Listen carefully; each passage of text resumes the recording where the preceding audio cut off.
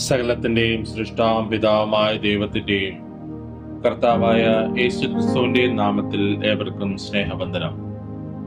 ഇന്ന് ജൂലൈ 25. ഇന്ന് നമ്മൾ വായിക്കുന്ന ആദ്യത്തെ വായനാഭാഗം ശമൂവേൽ 2-ാം പുസ്തകം 11-ാം അധ്യായം. ശമൂവേൽ 2-ാം പുസ്തകം 11-ാം അധ്യായം 1-ാം വാക്യം മുതൽ. പിറ്റേ ആണ്ടിൽ രാജാക്കന്മാർ യുദ്ധത്തിന് പുറപ്പെടും കാലം ദാവീദ് യോവാബിനെയും അവനോടുകൂടെ തന്റെ ചേവകരെയും എല്ലാ ഇസ്രായേലിനെയും അയച്ചു. അവർ അമ്മോന്യ ദേശം ശൂന്യമാക്കി രബ്ബ പട്ടണം നിരോധിച്ചു. ദാവീദോ യെരൂശലേമിൽ തന്നെ താമസിച്ചിരുന്നു. ഒരു നാൾ സന്ധ്യ ആകാറായ സമയത്ത് ദാവീദ് മെത്തയിൽ നിന്ന് എഴുന്നേറ്റ് രാജധാനിയുടെ മാളികമേൽ ഉലാവിക്കൊണ്ടിരിക്കുമ്പോൾ ഒരു സ്ത്രീ കുളിക്കുന്നത് മാളികയിൽ നിന്ന് കണ്ടു. ആ സ്ത്രീ അതിസുന്ദരിയായിരുന്നു. ദാവീദ് ആളയച്ച് ആ സ്ത്രീയെ പറ്റി അന്വേഷിപ്പിച്ചു.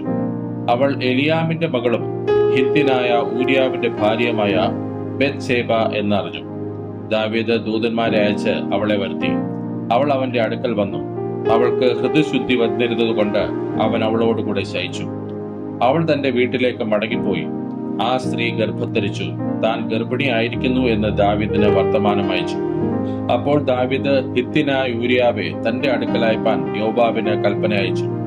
ഊരിയാവ് തന്റെ അടുക്കൽ വന്നപ്പോൾ ദാവീദ് അവനോട് യോവാബിന്റെയും പടജനത്തിന്റെയും സുഖവർത്തമാനവും യുദ്ധത്തിന്റെ വസ്തുതയും ചോദിച്ചു.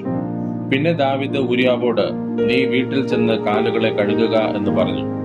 ഊരിയാവ് രാജധാനിയിൽ നിന്ന് പുറപ്പെട്ടപ്പോൾ രാജാവിന്റെ സമ്മാനം അവന്റെ പിന്നാലെ ചെന്നു. ഊരിയാവോ തന്റെ വീട്ടിൽ പോകാതെ യജമാനന്റെ സകല ഭൃത്യന്മാരോടും കൂടെ രാജധാനിയുടെ വാതിൽക്കൽ കിടന്നുറങ്ങി. ഊരിയാവ് വീട്ടിൽ പോയില്ല എന്നറിഞ്ഞപ്പോൾ ദാവീദ് ഊരിയാവിനോട്, നീ യാത്രയിൽ നിന്ന് വന്നവനല്ലയോ? നിന്റെ വീട്ടിൽ പോകാതെ ഇരുന്നത് എന്ത് എന്ന് ചോദിച്ചു. ഊരിയാവ് ദാവീദിനോട്, പെട്ടകവും ഇസ്രായേലും യഹൂദായും കൂടാരങ്ങളിൽ വസിക്കുന്നു. എന്റെ യജമാനനായ യോവാബും യജമാനന്റെ ഭൃത്യന്മാരും വെളിമ്പ്രദേശത്ത് പാളയം ഇറങ്ങി കിടക്കുന്നു. അങ്ങനെയിരിക്കെ ഞാൻ ഭക്ഷിപ്പാനും കുടിപ്പാനും എന്റെ ഭാര്യയോടുകൂടി ശയിപ്പാനും എന്റെ വീട്ടിൽ കടക്കുമോ? നിന്റെ ജീവനാണ്, ഞാൻ അത് ചെയ്യുകയില്ല എന്ന് പറഞ്ഞു. അപ്പോൾ ദാവീദ് ഊരിയാവിനോട്, നീ ഇന്നും ഇവിടെ താമസിക്ക, നാളെ ഞാൻ നിന്നെ പറഞ്ഞയക്കും എന്ന് പറഞ്ഞു. അങ്ങനെ ഊരിയാവ് അന്നും യെരൂശലേമിൽ താമസിച്ചു. പിറ്റേന്നാൾ ദാവീദ് അവനെ വിളിച്ചു. അവൻ അവന്റെ മുമ്പാകെ ഭക്ഷിച്ച് പാനം ചെയ്തു. അവൻ അവനെ ലഹരി പിടിപ്പിച്ചു. എങ്കിലും അവന്റെ വീട്ടിലേക്ക് പോകാതെ സന്ധ്യയ്ക്ക് ചെന്ന് യജമാനന്റെ ഭൃത്യന്മാരോടുകൂടെ തന്റെ വിരിപ്പിൽ കിടന്നു. രാവിലെ ദാവീദ് യോവാബിന് ഒരു എഴുത്തെഴുതി ഊരിയാവിന്റെ കയ്യിൽ കൊടുത്തയച്ചു. എഴുത്തിൽ പട കഠിനമായിരിക്കുന്നിടത്ത് ഊരിയാവെ മുന്നണിയിൽ നിർത്തി അവൻ വിട്ടുകൊണ്ട് മരിക്കത്തക്കവണ്ണം അവനെ വിട്ടു പിന്മാറുവിൻ എന്ന് എഴുതിയിരുന്നു. അങ്ങനെ തന്നെ യോവാബ് ആ പട്ടണത്തെ സൂക്ഷിച്ചു നോക്കിയിട്ട് ശൂരന്മാർ നിൽക്കുന്നതായി കണ്ട സ്ഥലത്തേക്ക് ഊരിയാവെ നിർത്തി. പട്ടണക്കാർ പുറപ്പെട്ട് യോവാബിനോട് പടവെട്ടിയപ്പോൾ ദാവീദിന്റെ സേവകരായ പടജനത്തിൽ ചിലർ പട്ടുപോയി. ഹിത്യനായ ഊരിയാവും മരിച്ചു. പിന്നെ യോവാബ് ആ യുദ്ധവർത്തമാനമൊക്കെയും ദാവീദിനോട് അറിയിപ്പാൻ ആളയച്ചു. അവൻ ദൂതനോട് കൽപ്പിച്ചത് എന്തെന്നാൽ, നീ യുദ്ധവർത്തമാനമൊക്കെയും രാജാവിനോട് പറഞ്ഞു തീരുമ്പോൾ രാജാവിന്റെ കോപം ജ്വലിച്ച്, നിങ്ങൾ പട്ടണത്തോട് ഇത്ര അടുത്ത് ചെന്ന് പടവെട്ടിയത് എന്ത്? മതിലിന്മേൽ നിന്ന് എയ്യുമെന്ന് നിങ്ങൾക്ക് അറിഞ്ഞുകൂടായോ? യെരൂബേസ്യത്തിന്റെ മകനായ അബീമേലെക്കിനെ കൊന്നത് ആർ? ഒരു സ്ത്രീ മതിലിന്മേൽ നിന്ന് തിരികല്ലിൽ പിള്ള അവന്റെ മേൽ ഇട്ടത് കൊണ്ടല്ലയോ അവൻ ബേദേസിൽ വെച്ച് മരിച്ചത്? നിങ്ങൾ മതിലിനോട് ഇത്ര അടുത്ത് ചെന്നത് എന്ത് എന്നിങ്ങനെ നിന്നോട് പറഞ്ഞാൽ, നിന്റെ ഭൃത്യൻ ഹിത്യനായ ഊരിയാവും മരിച്ചുപോയി എന്ന് പറയുക. ദൂതൻ ചെന്ന് യോവാബ് പറഞ്ഞ വർത്തമാനമൊക്കെയും ദാവീദിനെ അറിയിച്ചു. ദൂതൻ ദാവീദിനോട് പറഞ്ഞത് എന്തെന്നാൽ, ആ കൂട്ടർ പ്രാബല്യം പ്രാപിച്ച് വെളിമ്പ്രദേശത്തേക്ക് ഞങ്ങൾക്ക് നേരെ പുറപ്പെട്ടു വന്നതിനാൽ ഞങ്ങൾ പട്ടണവാതിൽക്കലോടും അവരെ പിന്തുടർന്നടുത്തുപോയി. അപ്പോൾ വില്ലാളികൾ മതിലിന്മേൽ നിന്ന് നിന്റെ ചേവകരെ എയ്തു. രാജാവിന്റെ ചേവകരിൽ ചിലർ പട്ടുപോയി. നിന്റെ ഭൃത്യൻ ഹിത്യനായ ഊരിയാവും മരിച്ചു. അതിന് ദാവീദ് ദൂതനോട്, ഈ കാര്യത്തിൽ വ്യസനം തോന്നരുത്. വാൾ അങ്ങും ഇങ്ങും നാശം ചെയ്യും. പട്ടണത്തിന്റെ നേരെ ശക്തിയോടെ പൊരുതി അതിനെ നശിപ്പിച്ചു കളക എന്ന് നീ യോവാബിനോട് പറഞ്ഞ് അവനെ ധൈര്യപ്പെടുത്തണം എന്ന് കൽപ്പിച്ചു. ഊരിയാവിന്റെ ഭാര്യ തന്റെ ഭർത്താവായ ഊരിയാവ് മരിച്ചുപോയി എന്ന് കേട്ടപ്പോൾ ഭർത്താവിനെ കുറിച്ച് വിലപിച്ചു. വിലാപകാലം കഴിഞ്ഞ ശേഷം ദാവീദ് ആളയച്ച് അവളെ അരമനയിൽ വരുത്തി. അവൾ അവന്റെ ഭാര്യയായി അവന് ഒരു മകനെ പ്രസവിച്ചു. എന്നാൽ ദാവീദ് ചെയ്തത് യഹോവയ്ക്ക് അനിഷ്ടമായിരുന്നു. ഇന്ന് നമ്മൾ വായിക്കുന്ന രണ്ടാമത്തെ വായനാഭാഗം യിരെമ്യാ പ്രവാചകന്റെ പുസ്തകം 15-ാം അധ്യായം. യിരെമ്യാ പ്രവാചകന്റെ പുസ്തകം 15-ാം അധ്യായം 1-ാം വാക്യം മുതൽ. യഹോവ എന്നോട് അരുളി ചെയ്തത്, മോശെയും ശമൂവേലും എന്റെ മുമ്പാകെ നിന്നാലും എന്റെ മനസ്സ് ഈ ജനത്തിങ്കിലേക്ക് ചായുകയില്ല. ഇവരെ എന്റെ മുമ്പിൽ നിന്ന് ആട്ടിക്കളക, അവർ പൊയ്ക്കൊള്ളട്ടെ. ഞങ്ങൾ എവിടേക്ക് പോകേണ്ടു എന്ന് അവർ നിന്നോട് ചോദിച്ചാൽ നീ അവരോട്, മരണത്തിനുള്ളവർ മരണത്തിനും, വാളിനുള്ളവർ വാളിനും, ക്ഷാമത്തിനുള്ളവർ ക്ഷാമത്തിനും, പ്രവാസത്തിനുള്ളവർ പ്രവാസത്തിനും പൊയ്ക്കൊള്ളട്ടെ എന്ന് യഹോവ അരുളി ചെയ്യുന്നു എന്ന് പറയുക. കൊന്നുകളവാൻ വാളും, പറിച്ചു കീറുവാൻ നായ്ക്കളും, തിന്നും മുടിപ്പാൻ ആകാശത്തിലെ പക്ഷികളും, കാട്ടിലെ മൃഗങ്ങളും, ഇങ്ങനെ 4 വകയെ ഞാൻ അവരുടെ നേരെ നിയമിക്കും എന്ന് യഹോവയുടെ അരുളപ്പാട്. യെഹൂദാ രാജാവായ ഹിസ്കിയാവിന്റെ മകൻ മനശ്ശെ നിമിത്തം അവൻ യെരൂശലേമിൽ ചെയ്തിട്ടുള്ളത് നിമിത്തം തന്നെ ഞാൻ അവരെ ഭൂമിയിലുള്ള സകല രാജ്യത്തിലും ഒരു ഭീതി വിഷയമാക്കി തീർക്കും. യെരൂശലേമേ, ആർക്ക് നിന്നോട് കനിവ് തോന്നുന്നു? ആർ നിന്നോട് സഹതാപം കാണിക്കും? നിന്റെ ക്ഷേമം ചോദിപ്പാൻ ആർ കയറി വരും? നീ എന്നെ ഉപേക്ഷിച്ച് പിൻവാങ്ങിയിരിക്കുന്നു എന്ന് യഹോവയുടെ അരുളപ്പാട്. അതുകൊണ്ട് ഞാൻ നിന്റെ നേരെ കൈനീട്ടി നിന്നെ നശിപ്പിക്കും. ഞാൻ കരുണ കാണിച്ച് മടുത്തിരിക്കുന്നു. ദേശത്തിന്റെ പടിവാതിലുകളിൽ ഞാൻ അവരെ വീശുമുറകൊണ്ട് വീശിക്കളഞ്ഞു. ഞാൻ എന്റെ ജനത്തെ മക്കളില്ലാത്തവരാക്കി നശിപ്പിച്ചു. എങ്കിലും അവർ തങ്ങളുടെ വഴികളെ വിട്ടുതിരിഞ്ഞില്ല. അവരുടെ വിധവമാർ കടൽപ്പുറത്തെ മണലിനേക്കാൾ പെരുകിക്കാണുന്നു. യൗവനക്കാരന്റെ അമ്മയുടെ നേരെ ഞാൻ നട്ടുച്ചയ്ക്ക് ഒരു വിനാശകനെ വരുത്തി പെട്ടെന്ന് അവളുടെ മേൽ നടുക്കവും ഭീതിയും വീഴുമാറാക്കിയിരിക്കുന്നു. 7 മക്കളെ പ്രസവിച്ചവൾ ക്ഷീണിച്ച് പ്രാണനെ വിട്ടിരിക്കുന്നു. അവളുടെ സൂര്യൻ പകൽ തീരും മുമ്പേ അസ്തമിച്ചുപോയി. അവൾ ലജ്ജിച്ചും നാണിച്ചും പോയിരിക്കുന്നു. അവരിൽ ശേഷിപ്പുള്ളവരെ ഞാൻ അവരുടെ ശത്രുക്കൾ മുമ്പിൽ വാളിനെ ഏൽപ്പിക്കും എന്ന് യഹോവയുടെ അരുളപ്പാട്. എന്റെ അമ്മേ, സർവ്വദേശത്തിനും കലഹക്കാരനും വിവാദക്കാരനുമായിരിക്കുന്ന എന്നെ നീ പ്രസവിച്ചുവല്ലോ. അയ്യോ കഷ്ടം, ഞാൻ പലിശയ്ക്ക് കൊടുത്തിട്ടില്ല, എനിക്ക് ആരും പലിശ തന്നിട്ടുമില്ല. എന്നിട്ടും അവരെല്ലാവരും എന്നെ ശപിക്കുന്നു. യഹോവ അരുളി ചെയ്തത്, ഞാൻ നിന്നെ നന്മയ്ക്കായി രക്ഷിക്കും നിശ്ചയം. അനർത്ഥകാലത്തും കഷ്ടകാലത്തും ഞാൻ ശത്രുവിനെ കൊണ്ട് നിന്നോട് യാചിപ്പിക്കും നിശ്ചയം. താമ്രവും ഇരുമ്പും വടക്കൻ ഇരുമ്പും ഒടിഞ്ഞു പോകുമോ? നിന്റെ ദേശത്തൊക്കെയും നിന്റെ സകല പാപങ്ങളും നിമിത്തം നിന്റെ സമ്പത്തും നിക്ഷേപങ്ങളും ഞാൻ വില വാങ്ങാതെ കവർച്ചയ്ക്ക് ഏൽപ്പിച്ചു കൊടുക്കും. നീ അറിയാത്ത ദേശത്ത് ഞാൻ നിന്നെ ശത്രുക്കളെ സേവിക്കുമാറാക്കും. എന്റെ കോപത്തിൽ ഒരു തീ ജ്വലിച്ചിരിക്കുന്നു, അത് നിങ്ങളുടെ മേൽ കത്തും. യഹോവേ, നീ അറിയുന്നു. എന്നെ ഓർത്ത് സന്ദർശിക്കണമേ. എന്നെ ഉപദ്രവിക്കുന്നവരോട് പ്രതികാരം ചെയ്യണമേ. നിന്റെ ദീർഘക്ഷമയിൽ എന്നെ എടുത്തു കളയരുതേ. നിന്റെ നിമിത്തം ഞാൻ നിന്ന് സഹിക്കുന്നു എന്ന് ഓർക്കണമേ. ഞാൻ നിന്റെ വചനങ്ങളെ കണ്ടെത്തി ഭക്ഷിച്ചിരിക്കുന്നു. നിന്റെ വചനങ്ങൾ എനിക്ക് സന്തോഷവും എന്റെ ഹൃദയത്തിന് ആനന്ദവുമായി. സൈനികളുടെ ദൈവമായ യഹോവേ, നിന്റെ നാമം എനിക്ക് വിളിക്കപ്പെട്ടിരിക്കുന്നുവല്ലോ. കളിക്കാരുടെ കൂട്ടത്തിൽ ഞാൻ ഇരുന്നുല്ലസിച്ചിട്ടില്ല. നീ എന്നെ നീരസം കൊണ്ട് നിറച്ചിരിക്കാൻ നിന്റെ കൈ നിമിത്തം ഞാൻ തനിച്ചിരുന്നു. എന്റെ വേദന നിരന്തരവും എന്റെ മുറിവ് പൊറുക്കാതെ വണ്ണം വിഷമവും ആയിരിക്കുന്നതെന്ത്? നീ എനിക്ക് ചതിക്കുന്ന തോടും വറ്റിപ്പോകുന്ന വെള്ളവും പോലെ ആയിരിക്കുമോ? അതുകൊണ്ട് യഹോവ ഇപ്രകാരം അരുളി ചെയ്യുന്നു, നീ മടങ്ങി വന്നാൽ ഞാൻ നിന്നെ എന്റെ മുമ്പാകെ നിൽപ്പാൻ തക്കവണ്ണം വീണ്ടും കൈക്കൊള്ളും. നീ അധമമായത് ഒഴിച്ച് ഉത്തമമായത് പ്രസ്താവിച്ചാൽ നീ എന്റെ വായ് പോലെയാകും. അവർ നിന്റെ പക്ഷം തിരിയും, നീ അവരുടെ പക്ഷം തിരികയില്ല. ഞാൻ നിന്നെ ഈ ജനത്തിന് ഉറപ്പുള്ള താമ്രഭിത്തിയാക്കി വെക്കും. അവർ നിന്നോട് യുദ്ധം ചെയ്യും, ജയിക്കയില്ല. നിന്നെ രക്ഷിപ്പാനും പിടിവിപ്പാനും ഞാൻ നിന്നോട് കൂടെയുണ്ട് എന്ന് യഹോവയുടെ അരുളപ്പാട്. ഞാൻ നിന്നെ ദുഷ്ടന്മാരുടെ കയ്യിൽ നിന്ന് വിടുവിക്കുകയും നിഷ്കണ്ടകന്മാരുടെ കയ്യിൽ നിന്ന് വീണ്ടുകൊള്ളുകയും ചെയ്യും. ഇന്ന് നമ്മൾ വായിക്കുന്ന 3-ാമത്തെ വായനാഭാഗം മത്തായി എഴുതിയ സുവിശേഷം 26-ാം അധ്യായം. മത്തായി എഴുതിയ സുവിശേഷം 26-ാം അധ്യായം 1-ാം വാക്യം മുതൽ. ഈ വചനങ്ങളൊക്കെയും പറഞ്ഞു തീർന്ന ശേഷം യേശു ശിഷ്യന്മാരോട്, 2 ദിവസം കഴിഞ്ഞിട്ട് പെസഹ ആകുന്നു എന്ന് നിങ്ങൾ അറിയുന്നുവല്ലോ. അന്ന് മനുഷ്യപുത്രനെ ക്രൂശിപ്പാൻ ഏൽപ്പിക്കും എന്ന് പറഞ്ഞു. അന്ന് മഹാപുരോഹിതന്മാരും ജനത്തിന്റെ മൂപ്പന്മാരും കയ്യഫ മഹാപുരോഹിതന്റെ മണ്ഡപത്തിൽ വന്നുകൂടി യേശുവിനെ ഉപായത്താൽ പിടിച്ചു കൊല്ലുവാൻ ആലോചിച്ചു. എങ്കിലും ജനത്തിൽ കലഹമുണ്ടാകാതിരിപ്പാൻ പെരുന്നാളിൽ അരുത് എന്ന് പറഞ്ഞു. യേശു ബഥാനിയിൽ കുഷ്ഠരോഗിയായിരുന്ന ശിമോന്റെ വീട്ടിലിരിക്കുമ്പോൾ ഒരു സ്ത്രീ വിലയേറിയ പരിമള തൈലം നിറഞ്ഞ ഒരു വെങ്കൽ ഭരണി എടുത്തും കൊണ്ട് അവന്റെ അടുക്കൽ വന്നു. അവൻ പന്തിയിലിരിക്കുമ്പോൾ അത് അവന്റെ തലയിൽ ഒഴിച്ചു. ശിഷ്യന്മാർ അത് കണ്ടിട്ട് മുഷിഞ്ഞു. ഈ വെറും ചിലവ് എന്തിന്? ഇത് വളരെ വിലയ്ക്ക് വിറ്റ് ദരിദ്രർക്ക് കൊടുക്കാമായിരുന്നുവല്ലോ എന്ന് പറഞ്ഞു. യേശു അതറിഞ്ഞ് അവരോട്, സ്ത്രീയെ അസഹ്യപ്പെടുത്തുന്നത് എന്ത്?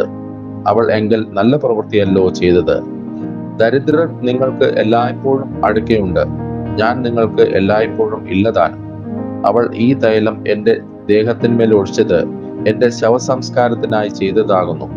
ലോകത്തിലെങ്ങും ഈ സുവിശേഷം പ്രസംഗിക്കുന്നിടത്തെല്ലാം അവൾ ചെയ്തതും അവളുടെ ഓർമ്മയ്ക്കായി പ്രസ്താവിക്കും എന്ന് ഞാൻ സത്യമായിട്ട് നിങ്ങളോട് പറയുന്നു എന്ന് പറഞ്ഞു. അന്ന് 12 ഒരുത്തനായ യൂദാ ഇസ്കറിയോത്താവ് മഹാപുരോഹിതന്മാരെ അടുക്കൽ ചെന്ന്, നിങ്ങൾ എന്ത് തരും, ഞാൻ അവനെ കാണിച്ചു തരാം എന്ന് പറഞ്ഞു. അവർ അവന് 30 വെള്ളിക്കാശ് തൂക്കിക്കൊടുത്തു. അന്നു മുതൽ അവനെ കാണിച്ചു കൊടുപ്പാൻ അവൻ തക്കം അന്വേഷിച്ചു പോന്നു. പുളിപ്പില്ലാത്ത അപ്പത്തിന്റെ 1-ാം നാളിൽ ശിഷ്യന്മാർ യേശുവിന്റെ അടുക്കൽ വന്നു. നീ പെസഹ കഴിപ്പാൻ ഞങ്ങൾ ഒരുക്കേണ്ടത് എവിടെ എന്ന് ചോദിച്ചു. അതിനവൻ പറഞ്ഞത്, നിങ്ങൾ നഗരത്തിൽ ഇന്നവന്റെ അടുക്കൽ ചെന്ന്, എന്റെ സമയം അടുത്തിരിക്കുന്നു, ഞാൻ എന്റെ ശിഷ്യന്മാരുമായി നിന്റെ അടുക്കൽ പെസഹ കഴിക്കും എന്ന് ഗുരു പറയുന്നു എന്ന് പറവിൻ. ശിഷ്യന്മാർ യേശു കൽപ്പിച്ചതുപോലെ ചെയ്ത് പെസഹ ഒരുക്കി. സന്ധ്യയായപ്പോൾ അവൻ 12 ശിഷ്യന്മാരോടുകൂടെ പന്തിയിലിരുന്നു. അവർ ഭക്ഷിക്കുമ്പോൾ അവൻ, നിങ്ങളിൽ ഒരുവൻ എന്നെ കാണിച്ചു കൊടുക്കും എന്ന് ഞാൻ സത്യമായിട്ട് നിങ്ങളോട് പറയുന്നു എന്ന് പറഞ്ഞു. അപ്പോൾ അവർ അത്യന്തം ദുഃഖിച്ചു. ഞാനോ കർത്താവേ എന്ന് ഓരോരുത്തൻ പറഞ്ഞു തുടങ്ങി. അവൻ ഉത്തരം പറഞ്ഞത്, എന്നോടുകൂടെ കൈ താലത്തിൽ മുക്കുന്നവൻ തന്നെ എന്നെ കാണിച്ചു കൊടുക്കും. തന്നെ കുറിച്ച് എഴുതിയിരിക്കുന്നത് പോലെ മനുഷ്യപുത്രൻ പോകുന്നു സത്യം. മനുഷ്യപുത്രനെ കാണിച്ചു കൊടുക്കുന്ന മനുഷ്യനോ ഹാ കഷ്ടം. ആ മനുഷ്യൻ ജനിക്കാതിരുന്നുവെങ്കിൽ അവന് കൊള്ളായിരുന്നു. എന്നാറെ അവനെ കാണിച്ചു കൊടുക്കുന്ന യൂദ, ഞാനോ റബ്ബി എന്ന് പറഞ്ഞതിന്, നീ തന്നെ എന്ന് അവൻ പറഞ്ഞു. അവർ ഭക്ഷിക്കുമ്പോൾ യേശു അപ്പമെടുത്ത് വാഴ്ത്തി നുറുക്കി ശിഷ്യന്മാർക്ക് കൊടുത്തു. വാങ്ങി ഭക്ഷിപ്പിൻ, ഇത് എന്റെ ശരീരം എന്ന് പറഞ്ഞു. പിന്നെ പാനപാത്രം എടുത്ത് സ്തോത്രം ചൊല്ലി അവർക്ക് കൊടുത്തു. എല്ലാവരും ഇതിൽ നിന്ന് കുടിപ്പിൻ, ഇത് അനേകർക്ക് വേണ്ടി പാപമോചനത്തിനായി ചൊരിയുന്ന പുതിയ നിയമത്തിനുള്ള എന്റെ രക്തം. എന്റെ പിതാവിന്റെ രാജ്യത്തിൽ നിങ്ങളോടുകൂടി പുതുതായി കുടിക്കുന്ന ആൾ വരെ ഞാൻ മുന്തിരിവള്ളിയുടെ ഈ അനുഭവത്തിൽ നിന്ന് ഇനി കുടിക്കുകയില്ല എന്ന് ഞാൻ നിങ്ങളോട് പറയുന്നു എന്ന് പറഞ്ഞു. പിന്നെ അവർ സ്തോത്രം പാടിയ ശേഷം ഒലിവുമലയ്ക്ക് പുറപ്പെട്ടു പോയി. യേശു അവരോട്, ഈ രാത്രിയിൽ നിങ്ങൾ എല്ലാവരും എങ്കൽ ഇടറും, ഞാൻ ഇടയനെ വിട്ടും കൂട്ടത്തിലെ ആടുകൾ ചിതറിപ്പോകും എന്ന് എഴുതിയിരിക്കുന്നുവല്ലോ. എന്നാൽ ഞാൻ ഉയർത്തെഴുന്നേറ്റ ശേഷം നിങ്ങൾക്ക് മുമ്പായി ഗലീലയിലേക്ക് പോകും. അതിന് പത്രോസ്, എല്ലാവരും നിങ്ങൾ ഇടറിയാലും ഞാൻ ഒരു നാളും ഇടറുകയില്ല എന്ന് ഉത്തരം പറഞ്ഞു. യേശു അവനോട്, ഈ രാത്രിയിൽ കോഴി കൂവും മുമ്പേ നീ 3 വട്ടം എന്നെ തള്ളിപ്പറയുമെന്ന് ഞാൻ സത്യമായിട്ട് നിന്നോട് പറയുന്നു എന്ന് പറഞ്ഞു. നിന്നോട് കൂടെ മരിക്കേണ്ടി വന്നാലും ഞാൻ നിന്നെ തള്ളിപ്പറയുകയില്ല എന്ന് പത്രോസ് അവനോട് പറഞ്ഞു. അതുപോലെ തന്നെ ശിഷ്യന്മാർ എല്ലാവരും പറഞ്ഞു. അനന്തരം യേശു അവരുമായി ഗത്സമന എന്ന തോട്ടത്തിൽ വന്ന ശിഷ്യന്മാരോട്, ഞാൻ അവിടെ പോയി പ്രാർത്ഥിച്ചു വരുവോളം ഇവിടെ ഇരിപ്പിൻ എന്ന് പറഞ്ഞു. പത്രോസിനെയും സെബെദെപുത്രന്മാർ ഇരുവരെയും കൂട്ടിക്കൊണ്ടു ചെന്ന് ദുഃഖിച്ചും വ്യാകുലപ്പെട്ടും തുടങ്ങി. എന്റെ ഉള്ളം മരണവേദന പോലെ അതിദുഃഖിതമായിരിക്കുന്നു. ഇവിടെ താമസിച്ച് എന്നോടുകൂടെ ഉണർന്നിരിപ്പിൻ എന്ന് അവരോട് പറഞ്ഞു. പിന്നെ അവൻ അല്പം മുന്നോട്ട് ചെന്ന് കവിണ്ണു വീണ്, പിതാവേ, കഴിയുമെങ്കിൽ ഈ പാനപാത്രം എങ്കിൽ നിന്ന് നീങ്ങിപ്പോകണമേ. എങ്കിലും ഞാൻ ഇച്ഛിക്കും പോലെ അല്ല, നീ ഇച്ഛിക്കും പോലെ ആകട്ടെ എന്ന് പ്രാർത്ഥിച്ചു. പിന്നെ അവൻ ശിഷ്യന്മാരുടെ അടുക്കൽ വന്നു. അവർ ഉറങ്ങുന്നത് കണ്ട് പത്രോസിനോട്, എന്നോടുകൂടെ ഒരു നാഴിക പോലും ഉണർന്നിരിപ്പാൻ നിങ്ങൾക്ക് കഴിയില്ലയോ?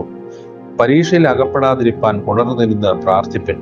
ആത്മാവ് ഒരുക്കമുള്ളത്, ജഡമോ ബലഹീനമത്രേ എന്ന് പറഞ്ഞു. രണ്ടാമത് പോയി, പിതാവേ, ഞാൻ കുടിക്കാതെ അത് നീങ്ങിക്കൂടാ എങ്കിൽ നിന്റെ ഇഷ്ടമാകട്ടെ എന്ന് പ്രാർത്ഥിച്ചു.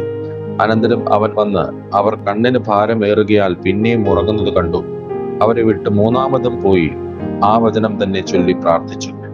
പിന്നെ ശിഷ്യന്മാരുടെ അടുക്കൽ വന്നു, ഇനി ഉറങ്ങി ആശ്വസിച്ചു കൊള്ളുവിൻ, നാഴിക അടുത്തു, മനുഷ്യപുത്രൻ പാപികളുടെ കയ്യിൽ ഏൽപ്പിക്കപ്പെടുന്നു. എഴുന്നേൽപ്പിൻ, നാം പോകാം. ഇതാ എന്നെ കാണിച്ചു കൊടുക്കുന്നവൻ അടുത്തിരിക്കുന്നു എന്ന് പറഞ്ഞു. അവൻ സംസാരിക്കുമ്പോൾ തന്നെ 12 ഒരുത്തനായ യൂദായും അവനോടുകൂടെ മഹാപുരോഹിതന്മാരും ജനത്തിന്റെ മൂപ്പന്മാരും അയച്ച വലിയൊരു പുരുഷാരവും വാളും വടികളുമായി വന്നു. അവനെ കാണിച്ചു കൊടുക്കുന്നവൻ, ഞാൻ ഏവനെ ചുംബിക്കുമോ അവൻ തന്നെ ആകുന്നു, അവനെ പിടിച്ചുകൊള്ളുവിൻ എന്ന് അവർക്ക് ഒരു അടയാളം കൊടുത്തിരുന്നു. ഉടനെ അവൻ യേശുവിന്റെ അടുക്കൽ വന്ന്, റബ്ബി, വന്ദനം എന്ന് പറഞ്ഞ് അവനെ ചുംബിച്ചു. യേശു അവനോട്, സ്നേഹിത, നീ വന്ന കാര്യം എന്ത് എന്ന് പറഞ്ഞപ്പോൾ അവർ അടുത്ത് യേശുവിന്മേൽ കൈവച്ച് അവനെ പിടിച്ചു. അപ്പോൾ യേശുവിനോട് കൂടെ ഉള്ളവരിൽ ഒരുവൻ കൈ നീട്ടി വാൾ ഊരി മഹാപുരോഹിതന്റെ ദാസനെ വെട്ടി അവന്റെ കാത് അറുത്തു. യേശു അവനോട്, വാൾ ഉറയിലിടുക, വാൾ എടുക്കുന്നവരൊക്കെയും വാളാൽ നശിച്ചു പോകും. എന്റെ പിതാവിനോട് ഇപ്പോൾ തന്നെ 12 ലഗോനിലും അധികം ദൂതന്മാരെ എന്റെ അരികെ നിർത്തേണ്ടതിന് എനിക്ക് അപേക്ഷിച്ചുകൂടാ എന്ന് തോന്നുന്നുവോ? എന്നാൽ ഇങ്ങനെ സംഭവിക്കണം എന്നുള്ള തിരുവെഴുത്തുകൾക്ക് എങ്ങനെ നിവൃത്തി വരും എന്ന് പറഞ്ഞു. ആ നാഴികയിൽ യേശു പുരുഷാരത്തോട്, ഒരു കള്ളന്റെ നേരെ എന്ന പോലെ നിങ്ങൾ എന്നെ പിടിപ്പാൻ വാളും വടിയുമായി വന്നിരിക്കുന്നു. ഞാൻ ദിവസേന ഉപദേശിച്ചുകൊണ്ട് ദേവാലയത്തിൽ ഇരുന്നിട്ടും നിങ്ങൾ എന്നെ പിടിച്ചില്ല. എന്നാൽ ഇതൊക്കെയും പ്രവാചകന്മാരുടെ എഴുത്തുകൾ നിവൃത്തിയാകേണ്ടതിന് സംഭവിച്ചു എന്ന് പറഞ്ഞു. അപ്പോൾ ശിഷ്യന്മാർ എല്ലാവരും അവനെ വിട്ട് ഓടിപ്പോയി. യേശുവിനെ പിടിച്ചവരോ മഹാപുരോഹിതനായ കയ്യഫായുടെ അടുക്കൽ ശാസ്ത്രിമാരും മൂപ്പന്മാരും ഒന്നിച്ചു കൂടിയിരുന്നിടത്ത് അവനെ കൊണ്ടുപോയി. എന്നാൽ പത്രോസ് ദൂരവേ മഹാപുരോഹിതന്റെ അരമനയോളം പിടിച്ചെന്ന് അകത്ത് കടന്ന് അവസാനം കാണുവാൻ സേവകന്മാരോടുകൂടി ഇരുന്നു. മഹാപുരോഹിതന്മാരും ന്യായാധിപ സംഘമൊക്കെയും യേശുവിനെ കൊല്ലേണ്ടതിന് അവന്റെ നേരെ കള്ളസാക്ഷ്യം അന്വേഷിച്ചു. കള്ളസാക്ഷികൾ പലരും വന്നിട്ടും പറ്റിയില്ല. ഒടുവിൽ 2 പേർ വന്ന്, ദൈവമന്ദിരം പൊളിച്ച് 3 ദിവസം കൊണ്ട് വീണ്ടും പണിവാൻ എനിക്ക് കഴിയും എന്ന് ഇവൻ പറഞ്ഞു എന്ന് ബോധിപ്പിച്ചു. മഹാപുരോഹിതൻ എഴുന്നേറ്റ് അവനോട്, നീ ഒരു ഉത്തരവും പറയുന്നില്ലയോ? ഇവർ നിന്റെ നേരെ സാക്ഷ്യം പറയുന്നത് എന്ത് എന്ന് ചോദിച്ചു. യേശുവോ മിണ്ടാതിരുന്നു. മഹാപുരോഹിതൻ പിന്നെയും അവനോട്, നീ ദൈവപുത്രനായ ക്രിസ്തു തന്നെയോ? പറക എന്ന് ഞാൻ ജീവനുള്ള ദൈവത്തെ കൊണ്ട് നിന്നോട് ആണയിട്ട് ചോദിക്കുന്നു എന്ന് പറഞ്ഞു. യേശു അവനോട്, ഞാൻ ആകുന്നു. ഇനി മനുഷ്യപുത്രൻ സർവശക്തന്റെ വലത്ത് ഭാഗത്തിരിക്കുന്നതും ആകാശമേഘങ്ങളെ വാഹനമാക്കി വരുന്നതും നിങ്ങൾ കാണും എന്ന് ഞാൻ പറയുന്നു എന്ന് പറഞ്ഞു. ഉടനെ മഹാപുരോഹിതൻ വസ്ത്രം കീറി, ഇവൻ ദൈവദൂഷണം പറഞ്ഞു. ഇനി സാക്ഷികളെ കൊണ്ട് നമുക്ക് എന്താവശ്യം? നിങ്ങൾ ഇപ്പോൾ ദൈവദൂഷണം കേട്ടുവല്ലോ. നിങ്ങൾക്ക് എന്തു തോന്നുന്നു എന്ന് ചോദിച്ചതിന് അവൻ മരണയോഗ്യൻ എന്ന് അവർ ഉത്തരം പറഞ്ഞു. അപ്പോൾ അവർ അവന്റെ മുഖത്ത് തുപ്പി അവനെ മുഷ്ടി ചുരുട്ടി കുത്തി. ചിലർ അവനെ കന്നത്തടിച്ചു. ഹേ ക്രിസ്തുവേ, നിന്നെ തല്ലിയത് ആർ എന്ന് ഞങ്ങളോട് പ്രവചിക്ക എന്ന് പറഞ്ഞു. എന്നാൽ പത്രോസ് പുറത്ത് നടുമുറ്റത്തിരുന്നു. അവന്റെ അടുക്കൽ ഒരു വേലക്കാരത്തി വന്നു, നീയും ഗലീലക്കാരനായ യേശുവിനോട് കൂടെ ആയിരുന്നുവല്ലോ എന്ന് പറഞ്ഞു. അതിനവൻ, നീ പറയുന്നത് എനിക്ക് തിരിയുന്നില്ല എന്ന് എല്ലാവരും കേൾക്കെ തള്ളിപ്പറഞ്ഞു. പിന്നെ അവൻ പടിപ്പുരയിലേക്ക് പുറപ്പെടുമ്പോൾ മറ്റൊരുത്തി അവനെ കണ്ട് അവിടെ ഉള്ളവരോട്, ഇവനും നസ്രായനായ യേശുവിനോടുകൂടെ ആയിരുന്നു എന്ന് പറഞ്ഞു. ആ മനുഷ്യനെ ഞാൻ അറിയുന്നില്ല എന്ന് അവൻ രണ്ടാമതും ആണയോട് തള്ളിപ്പറഞ്ഞു. അല്പനേരം കഴിഞ്ഞിട്ട് അവിടെ നിന്നവർ അടുത്തു വന്ന് പത്രോസിനോട്, നീയും അവരുടെ കൂട്ടത്തിൽ ഉള്ളവൻ സത്യം, നിന്റെ ഉച്ചാരണവും നിന്നെ ഒളിവാക്കുന്നുവല്ലോ എന്ന് പറഞ്ഞു. അപ്പോൾ അവൻ ആ മനുഷ്യനെ ഞാൻ അറിയുന്നില്ല എന്ന് പ്രാകുവാനും ആണയിടുവാനും തുടങ്ങി. ഉടനെ കോഴി കൂകി. എന്നാലേ കോഴി കൂകും മുമ്പേ നീ 3 വട്ടം എന്നെ തള്ളിപ്പറയുമെന്ന് യേശു പറഞ്ഞ വാക്ക് പത്രോസ് ഓർത്ത് പുറത്തുപോയി അതിദുഃഖത്തോടെ കരഞ്ഞു. ഇന്ന് നമ്മൾ വായിച്ചു കേട്ട ഈ വേദഭാഗങ്ങളാൽ പിതാവായ ദൈവത്തിൽ നിന്നും കർത്താവായ ക്രിസ്തു യേശുവിൽ നിന്നും ഏവർക്കും കൃപയും കനിവും സമാധാനവും ഉണ്ടാകട്ടെ. ആമേൻ.